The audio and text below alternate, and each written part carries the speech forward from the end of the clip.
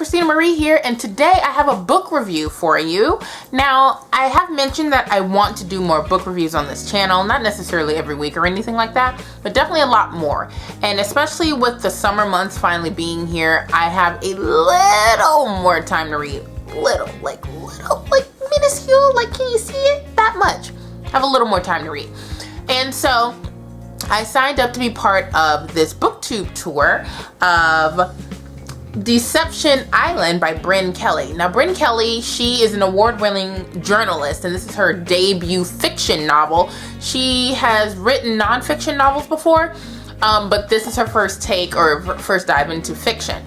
Deception Island is actually like a suspense, thriller, romance, adult novel that follows two main characters. One who is military / pirate, and this young girl who is a double for somebody important. So the pirate named Rafe, who is part of a military group called the Foreign Legion or something like that, the French Foreign Legion, he is contracted to kidnap a royal member of the United States government.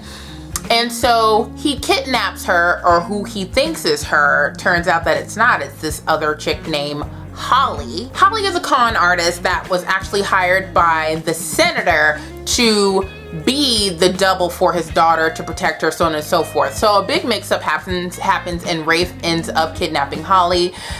And a bunch of stuff is actually happening. There's a reason for Rafe doing the things that he does. There's a reason for Holly doing the things that she does. And it all just kind of centers around a bunch of conspiracies, sex trafficking, slave trading, con artistry, all kinds of things. So there's a lot that happens in this book.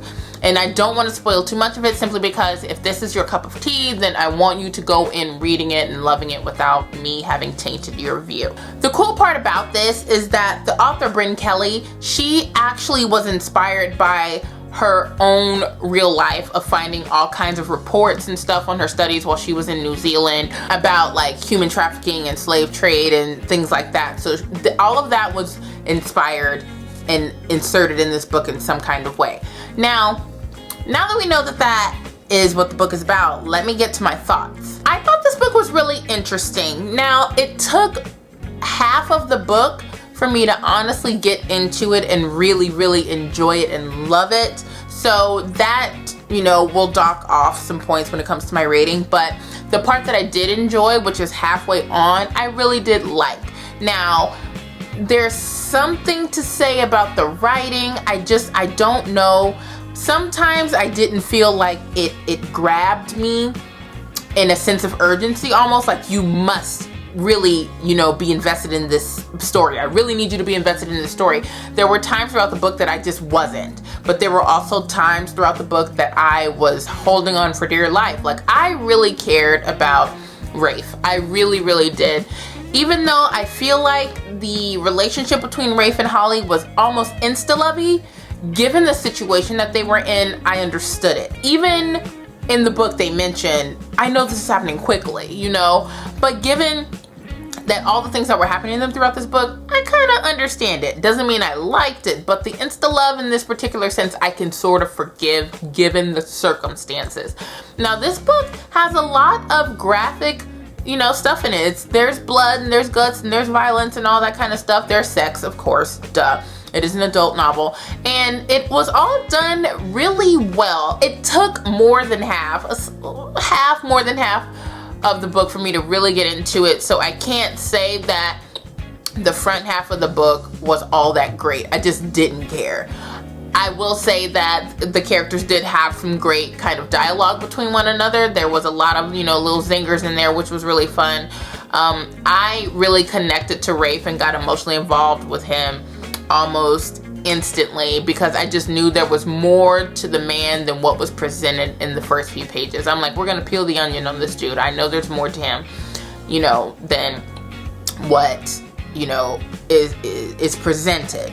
Now, Holly, I enjoyed her, didn't connect to her immediately, but I think in regards to character, I connected to her a little bit more, but I connected to Rafe quicker. So I think that's kind of how I can, you know, differentiate or specify my connection with the two characters. I did connect with both of them, but for the front half of the book just kind of left a little to be desired for me. Overall, I gave this book a 3.25 stars. Like, I just feel like because it took half of the book for me to really care, I can't fully give this a 3.5, 4 stars, because I just feel like, look how small this book is. Like, it took me like this much to really get involved in the story, and I just feel like that's a little too late.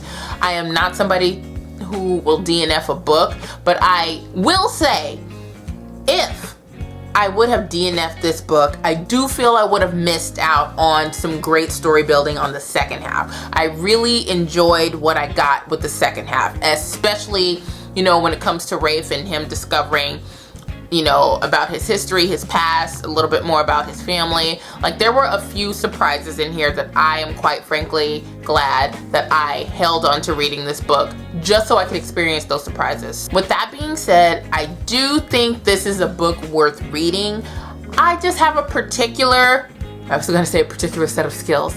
I have particular requirements when it comes to reading books like this, because one, this is not something that I normally read. So when I do read something like this, I want to be grabbed immediately. Like, page 1 better have me like and I just didn't get it with this book.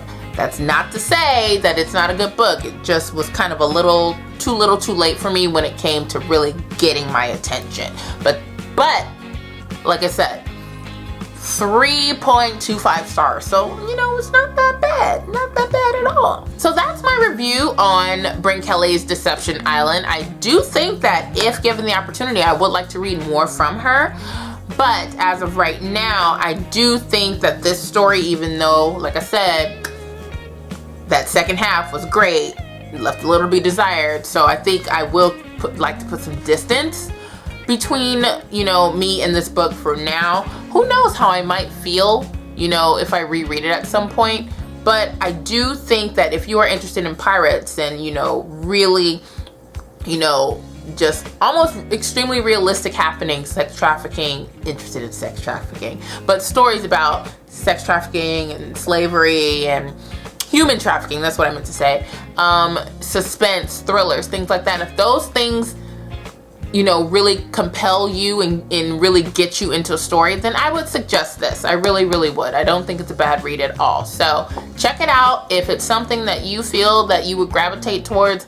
I personally am glad that I read it, and I hope you give it a chance as well. And that is it for this video. Thanks so much for watching, you guys. If you guys enjoyed my review, give it a thumbs up. If you have any questions, comments, comment down below.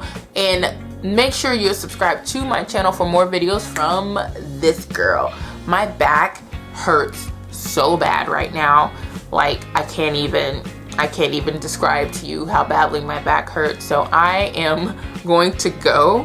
I am going to take some ibuprofen, extra strength Tylenol, whatever it is, whatever is in my cabinet, and chill out for the day. I hope you guys are having a fantastic week. Thanks so much for watching, and I will see you soon. Bye.